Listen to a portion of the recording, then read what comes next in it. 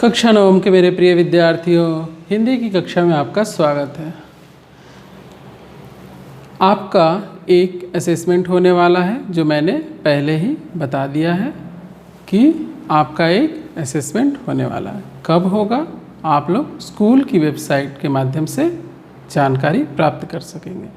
तो आप लोग स्कूल की वेबसाइट को देखिएगा, वहाँ कब आपका असेसमेंट होगा उसकी तिथि वहाँ पर बताई जाएगी।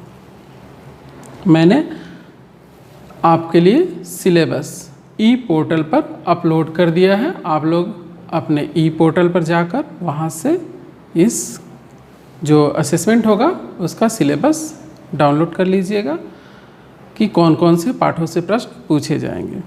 आज मैं इस असेसमेंट से संबंधित किस तरीके के प्रश्न पूछे जाएंगे उसी पर बात करूंगा इस कक्षा में। तो आप लोग पहले से ही जानते हैं, मैंने पिछली कक्षा में ही बताया था कि बहुविकल्पीय प्रश्न पूछे जाएंगे। तो आज हम लोग अति लघुत्तरीय प्रश्न करेंगे। अति लघुत्तरीय प्रश्नों के उत्तर जब आप लोग जान जाएंगे तो बहुविकल्पीय प्रश्नों के उत्तर आप लोगों के लिए बड़े ही आसान हो जाएंगे, तो आप लोग आसानी से उत्तर दे पाएंगे। तो चलिए शुरू करते हैं। मैंने काव्य खंड से पहला अध्याय लिया है साखियाँ, जो कबीरदास जी द्वारा रचित है।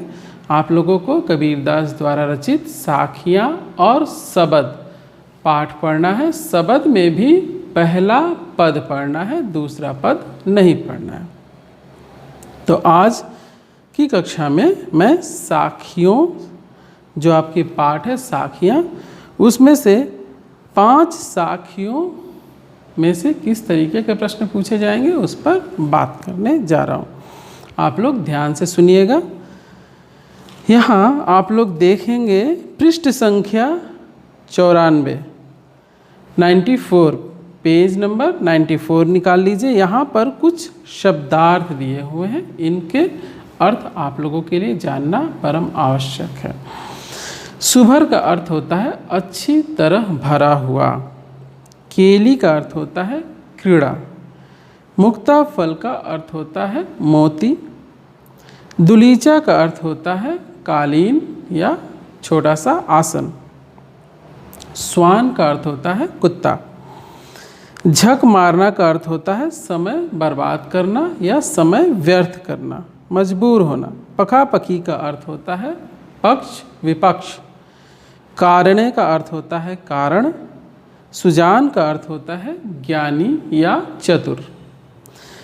निकटी का अर्थ होता है नज़दीक या पास।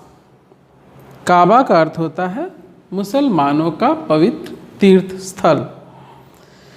मोट चून का अर्थ होता है मोटा आटा। जन्मिया का अर्थ होता है जन्म लेकर। सुरा का अर्थ होता है मदिरा शराब। टाटी का अर्थ होता है, आप लोगों को जो दूसरा पद है वो नहीं पढ़ना है, इसलिए यहाँ से ये दूसरे पद के शब्दार्थ दिए हुए हैं, यह जानना आपके लिए आवश्यक नहीं है। चाहे तो आप लोग पढ़ लीजिएगा जानकारी के लिए। तो चलिए अब हम लोग प्रश्नोत्तर पे बात करते हैं। मैं अति लघुत्तरीय प्रश्नों पर बात कर रहा हूँ, मैं चर्चा कर रहा हूँ। यहाँ एक प्रश्न पूछा जा सकता है, मानसरोवर किसका प्रतीक है? तो पवित्र मन का। उत्तर क्या होगा? मानसरोवर पवित्र मन का प्रतीक है। हंसा किसका प्रतीक है? जीवात्मा का प्रतीक है। मुक्ताफल का, यहाँ मुक्ताफल किसका प्रतीक है? मोक्ष का प्रतीक है। किसके मिलने से सारे विष अमृत में परिवर्तित हो जाते हैं?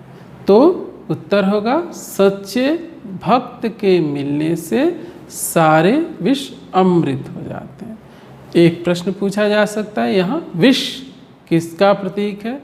यहाँ विष बुराइयों का, सांसारिक बुराइयों का प्रतीक है।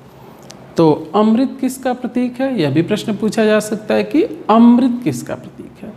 तो अमृत सांसारिक अच्छाइयों के या अच्छाइयों का प्रतीक है। पाठ के अनुसार कौन किसे ढूंढ रहा है? तो एक सच्चा भक्त सच्चे भक्त को ढूंढ रहा है। कबीर किस तरह की हस्ती यानी हाथी की सवारी करने की बात कर रहे हैं? तो ज्ञान रूपी हाथी की सवारी करने की बात कर रहे हैं। सहज दुलीचा का क्या अर्थ है? तो सहज दुलीचा का अर्थ है सहज समाधि। कबीर ने संसार को किस रूप में चित्रित किया है, यानी संसार को क्या कहा है? तो संसार को स्वान कहा है। पखापखी का क्या अर्थ है? तो पखापखी का अर्थ है पक्ष विपक्ष।